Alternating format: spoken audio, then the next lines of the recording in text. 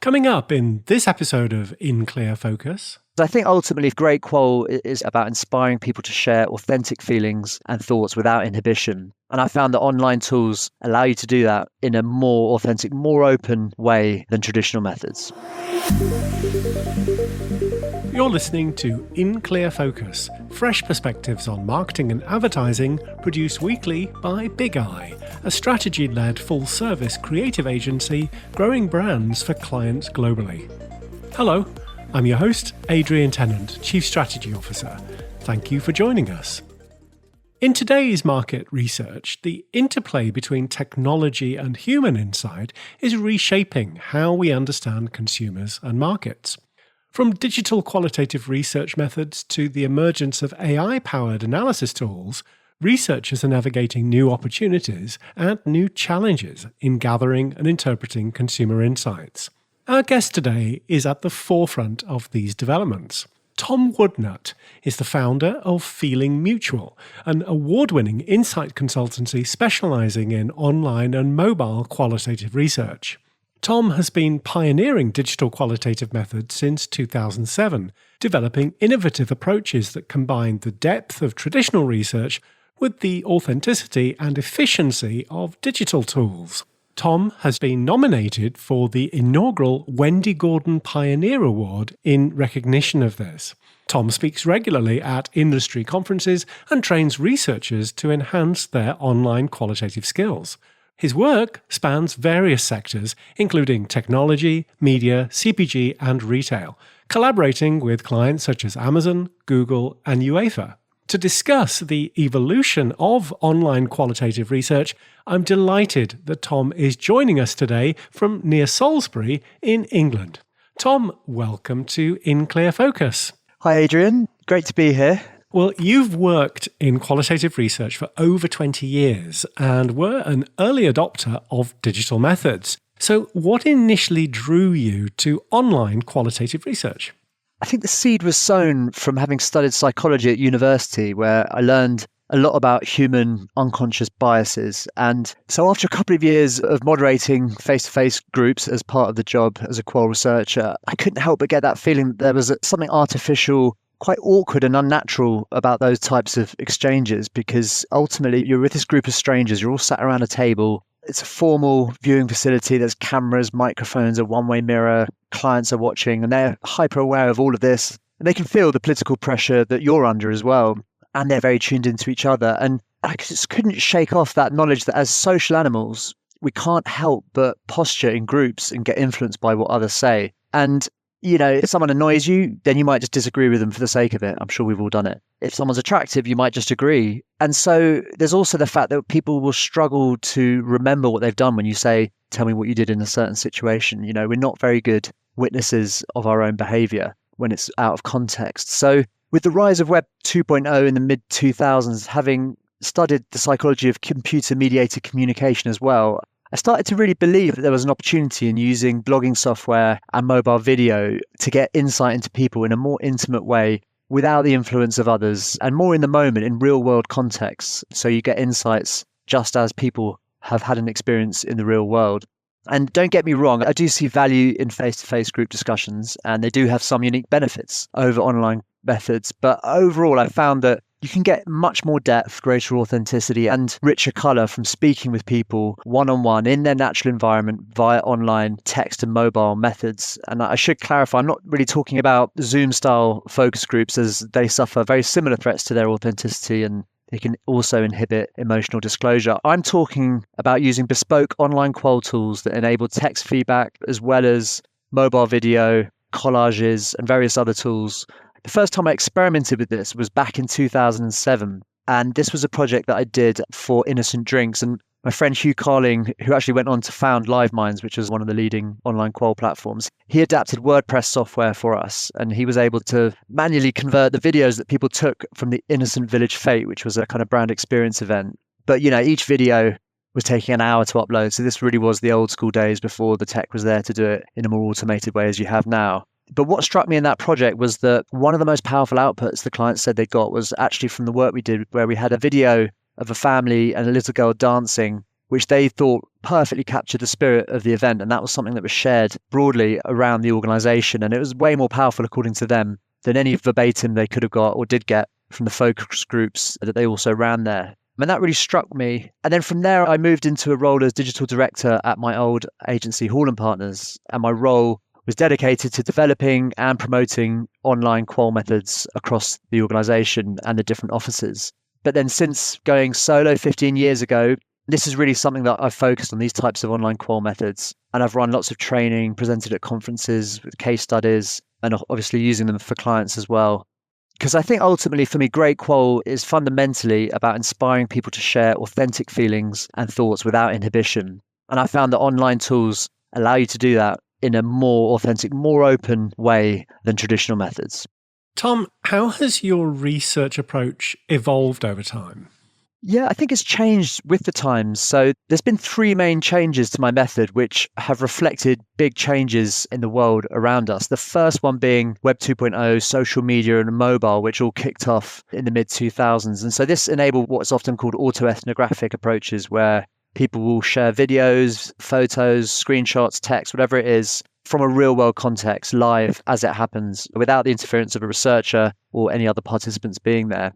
And so this means that we get details that they might forget if we were asked them to remember it, as you do in focus groups, because we're capturing it in the moment. And we find that people are very good at talking evocatively when they're writing online or doing videos online. And sometimes you get, I would say, a more articulate response from people than you might do in the cut and thrust of a group discussion, for example. And so this basically means, because you're speaking to people one-on-one, it means you're getting way more depth from each person. So for example, I might give someone an incentive that gets 3 hours input from them across a week, say, whereas in a focus group, to get 2 hours from them, you're actually only getting 15 minutes from them because of the fact that only one person can speak at once. So it's very much diluted in a focus group, whereas online, they're all doing it in parallel. So you really are getting more input for your incentive. And that results in a lot more depth, more than 10 times as much depth for the same number of people. The second big change was the rise of agile software development principles. Again, I guess around the 2010s, really, and a bit before then. So this is the idea I'm sure lots of listeners are aware of: iterating ideas rapidly, testing, developing them by building basic versions and then improving them based on how they perform. And this has been a big inspiration for the way that we use online qual methods, in particular applied to the world of digital innovation, but also increasingly used in brand and communications research. One of my longtime clients, Fran Walton, who's head of futures at Publicis Sapient, a big digital innovation consultancy, kind of developed this together in a way because he's got his teams and colleagues who are designing rapid prototypes and ideas.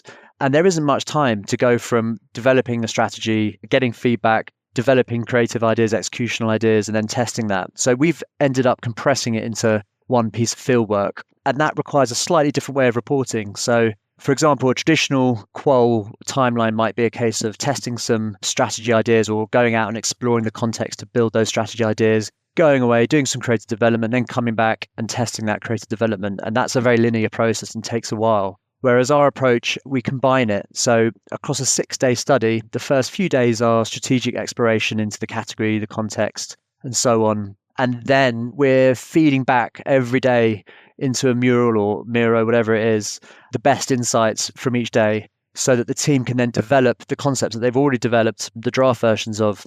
They can iterate them, improve them, and then we put them in front of people on the last couple of days of the fieldwork.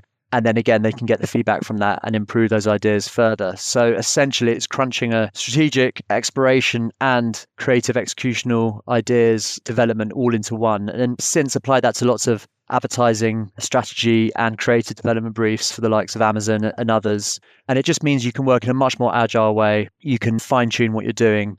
And it just is much more suited to the timelines that we're all under these days. So that's another one. And then the third big change is obviously AI. Broadly speaking, it's obviously opening up a lot of new methods, ways of doing things differently at greater scale, faster, cheaper, and so on. And it does represent a trade-off. There's a trade-off over nuance and depth, but then equally, that's not necessarily always the priority in every brief. So it's an interesting challenge and change to the way we do qual, but certainly overall, I see it as an advantage potentially in some circumstances. But I always try and emphasize that trade-off that it represents. So Tom, what is that trade-off? I think the more you disintermediate the relationship and the proximity between the researcher and the participant, because say you've got auto moderation or you've got AI summary tools, the less close we are to the data as a researcher, then some of the magic is lost and the confidence in conclusions are lost. Because often it's when we're moderating, we hear someone say something, we don't know why, but it just intuitively, instinctively feels important and feels insightful and feels like it could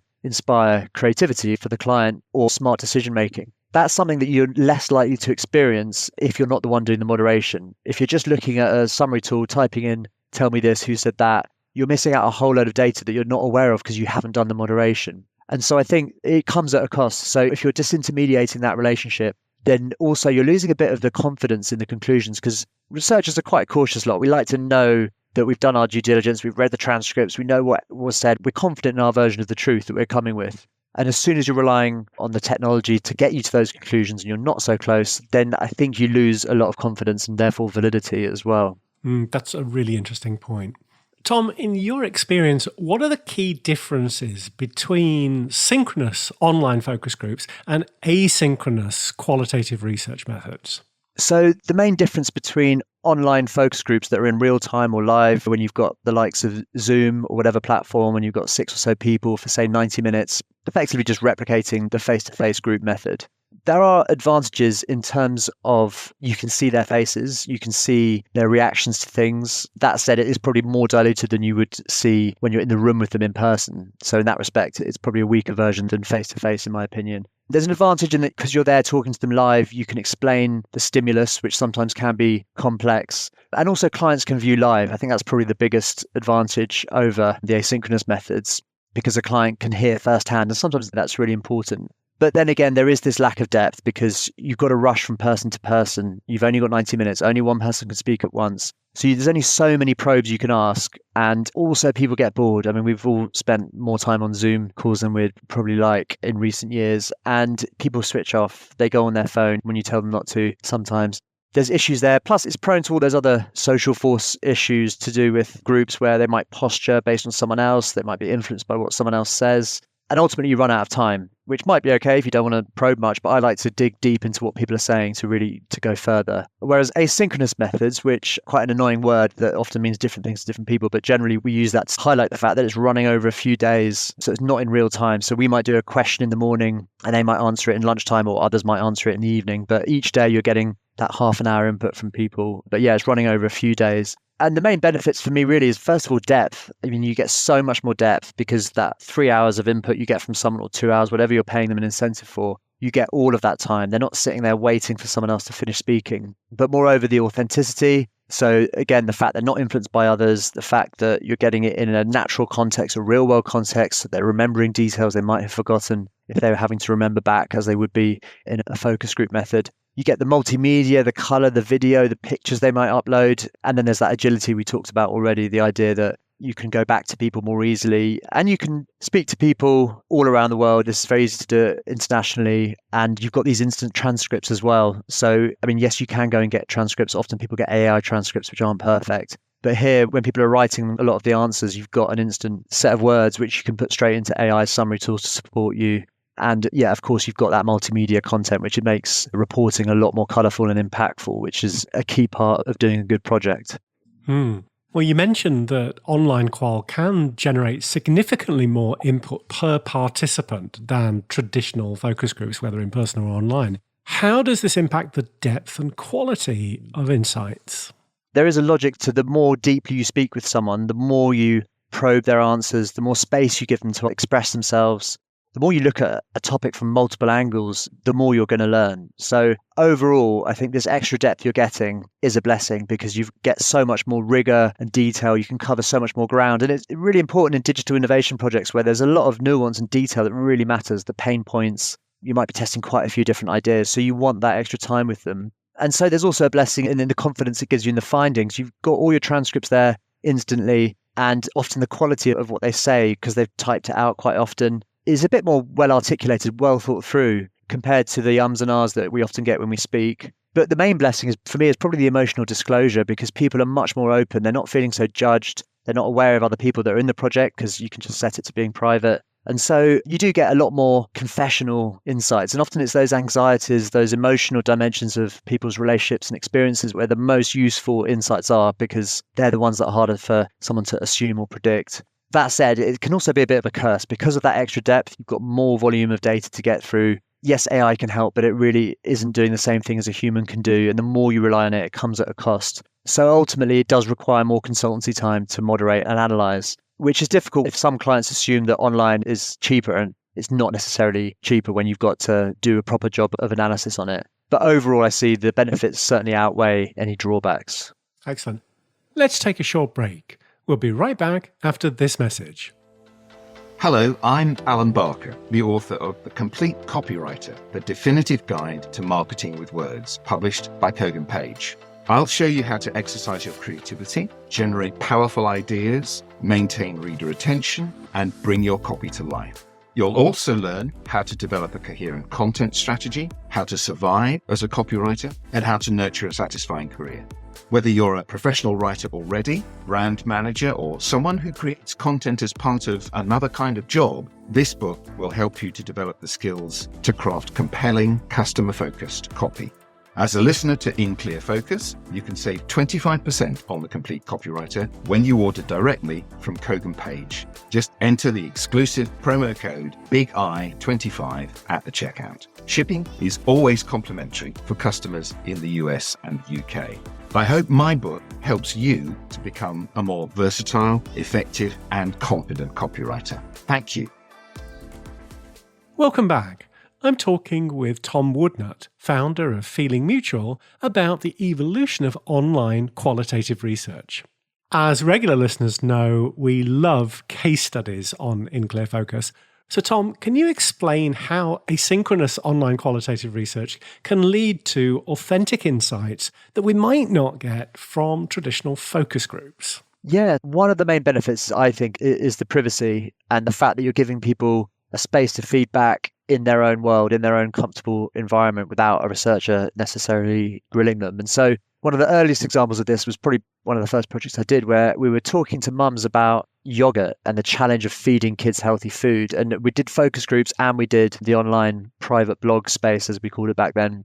And what we noticed was when you got a group of mums, it applies to dads as well, talking about that challenge of feeding kids healthy food, they're much less comfortable talking about it when there's a group of other people there and they're feeling a little bit judged potentially. Whereas when it's private online, we had so much more articulation of really the nuance, the emotional challenges around it. So that's a good example of getting that emotional disclosure. One of my favorite things that I ever got out of a piece of research was for Google Banking, where we were looking into the finance sector on behalf of Google. And we asked people to draw how they feel in terms of their relationship with their bank. And there was a drawing that someone did that was just brilliant, of picture of a girl holding a teddy bear standing in front of these giant, really imposing gates, saying, I feel completely powerless in the face of this giant faceless bank, which really captured that power differential between banks and their customers in a way that then was, big part of the report and was really useful to them because picture speaks 1,000 words, as they say. Then we've done some video feedback for people around drinking and parties and what role does alcohol play in parties and different brands. And so people were giving us footage of their actual party, which was quite fun. And also not the kind of thing you could necessarily just turn up as a researcher and without ruining the vibe, as they say.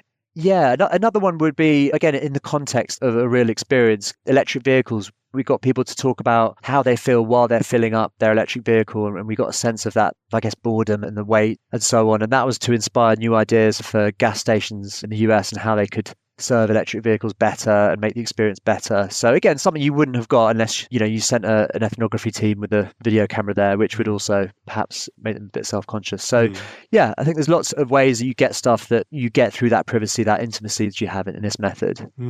Well, Tom, you've talked about the importance of designing studies that keep participants motivated. What strategies have you found most effective for maintaining engagement in asynchronous research? Yeah, I mean, first of all, there's obviously our friend hard cash, which people respond well to.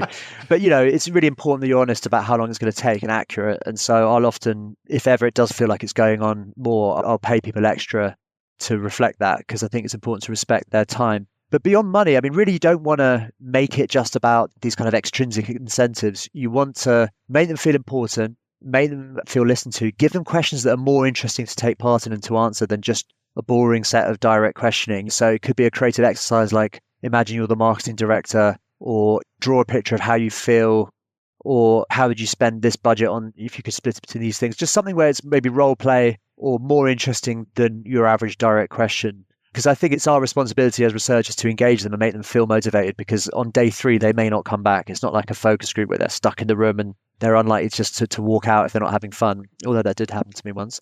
It's really more, you have to design it in a way that's engaging and realistic and fair to them, and you've got to pay them. But also make them feel respected, and then hopefully they'll open up. And also, actually, I find the warm-up, this is something that Wendy Gordon often talked about, and how important the warm-up is in qual research. It's not just a basic politeness thing, although there is that factor. It's also, if you can let people articulate who they are and get their identity out, then they're more likely to be themselves throughout. So I always ask questions at the beginning about how would your best friend describe you? What's a picture that sums up your values? And get quite deep with people, because people like to talk meaningfully and authentically. And once they've done that, then the real selves, I think, are more likely to come out to play, as it were. So yeah, that's a couple of examples. Wendy Gordon is really the doyenne of qualitative research in the UK. Yeah, she was the biggest contributor to, I think, all the good things that qual has become. Tom, you recently spoke at the Market Research Society's AI conference in London. What were some of the key themes that emerged about AI's role in qual research? It was a really interesting conference, I've got to say. But there was an interesting feeling in the room as well. There was almost a tension. There was this palpable excitement at the prospect of what AI can do and hearing all the really progressive examples of it in action. There's also an anxiety, this idea that it might take over our job, which no one wants, obviously. And sometimes it does feel there is a conflict at the heart of it. Sometimes I call it the Uber paradox, this idea that Uber drivers are essentially training the Uber business to be able to replace them eventually, as their stated aim is, with fully autonomous self-driving cars. And so there's a sense that, is that what we're doing? The more we use AI tools, the more we're helping it get better until the point comes when it just replaces us. And I'd like to think that that's not the case. And I still think that humans have a pivotal role at the helm. But the conference was really exciting with all the new innovations going on in the space of research and AI. And it's unsurprising that generative AI is having such an impact on qual research in particular, because the currency of qual is language, and so is the currency of large language models that drive generative AI. So AI can process and find meaning in linguistic information. That's exactly what us humans do as well. So it can inform ideas, study design. It can automate chatbot moderation, which enables qual at scale and at lower cost. It can automate summarizing of text, which means more data can be processed. And of course, there's synthetic users as well, where the idea of proxies for real humans just based on algorithms predicting what people might have said. And obviously, they don't get tired and they don't need incentives. So there's lots of crossover. But to quote Michael Huisman, he said that language is the Wild West in terms of data because it goes off in infinite directions. It's not binary. There's so much that is unspoken, subtle subtext, irony, meaning in the gaps in what people say. And the meaning is more than just the words. And so it's very hard for an algorithmic prediction engine to perform like a brilliant human qual researcher. And it can perform like an average one, don't get me wrong, but it doesn't know what we know. It doesn't know what we know about the client, the craft of strategy or research or the human condition. It doesn't have that intuition and empathy. It takes everything at face value. And it tends towards the norm in its interpretations, which can lead to quite generic, bland outputs. So it really needs a human to humanize what it produces and to make it distinctive. Another difference, and we talked about this quite a lot at the conference, is that ultimately authenticity and originality of thought is the lifeblood of a great qual researcher, but it's certainly not how AI works. So AI can mechanize knowledge and information, but it can't mechanize wisdom. And that's what humans really bring. So I think the view on how much AI can disrupt qual really depends on how you view qual research. Because for me, a qual researcher is interpreting what they're hearing or seeing and representing a single version of reality. They're curating a version of the truth that's authentic, it's data-led, but it's also very intuitive and it's selective because, we don't put every single quote into the report. We have to choose the ones that are strategically valid and useful to the client. It's not a science. It's not an objective reality we're sharing. It's a craft.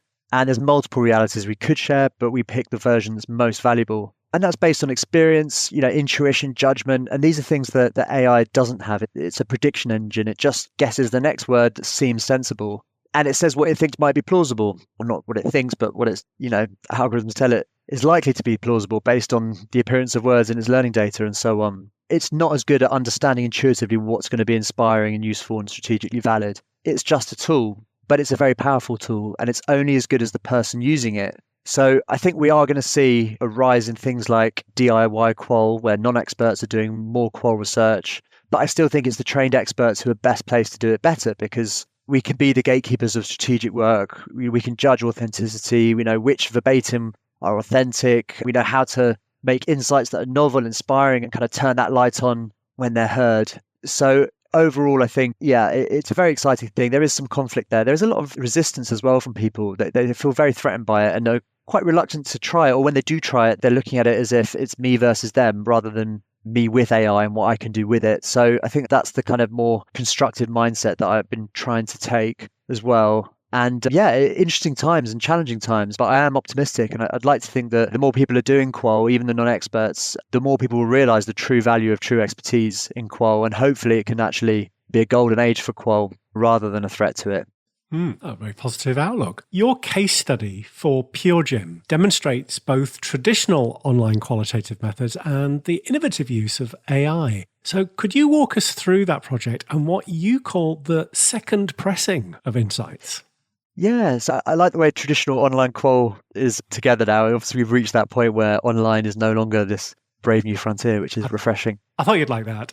Yeah, but what we did was, it's another example of combining strategic exploration and creative development. So for PureGym, they wanted to test some creative work. They also wanted to just scrutinize the strategy they had and understand the category, how people choose to get membership or not with the gym, how they see the competition, and also the cost of living, understanding how people were making decisions about what to keep, what to get rid of in terms of subscriptions and so on. So we spent the first 3 days exploring all that context, and then that was fed back through to the agency. So they were able to iterate the scripts based on what we told them from those first few days. And then we tested the scripts, and then we came back with our report fairly quickly so they could then, in time for Christmas, get their ad campaign out, which went really well for them. They had a lot of growth in the subsequent months. But we kind of thought it's a bit of a shame that there's all that exploration into the strategic context, all of that really great emotional stuff about being intimidated in gyms, touches on mortality, all these amazingly deep stuff that just wasn't in the debrief because it was so focused on the creative work. So actually we said, look, a year on, why don't we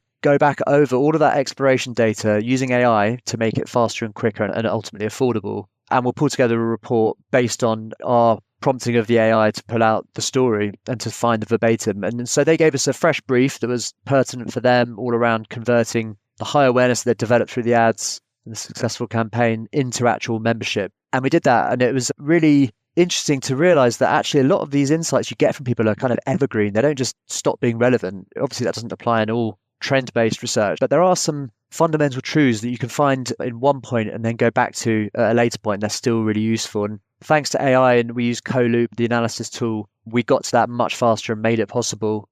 But it should be noted also the fact that we'd done the moderation meant that we knew we had the confidence to use the tool and were able to use the tool better. It still shows that proximity can benefit, and you can get more out of AI tools when you are close to the people.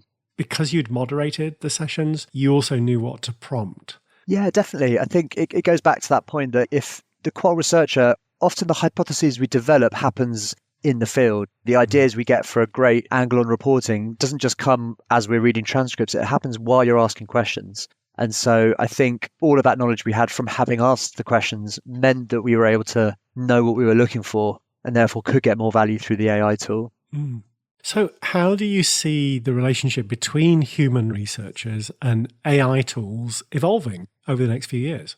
Well, the first thing that's already happening is what they're calling qual at scale, and the idea that you can do quant sample sizes, so, even hundreds of people, whatever, and you can ask them open-ended questions. They can be automatically probed, and you can automatically process the answers and get data out of it. So it's a kind of more open version of quant in many ways. And that's really how I see it. It's an improvement on quant rather than an improvement on qual. Because for me, the whole basis of qual is you speak to less people, but in more depth. You recruit them carefully. You design the study carefully so you can extrapolate what they say and apply that to a bigger population. And so for me, qual at scale is one of the less exciting ones for the types of brief I work on. I'm sure there are briefs where it's great, but inevitably, automated data collection at scale and automated thematic analysis is going to be growing. But also, interestingly, I think there's going to be a lot more around things like, emotional facial coding, integrating that into the types of conversations we have so that expressions are encoded, and, even biometric data analysis. I think there's going to be a lot more inputs like that taken into account as well.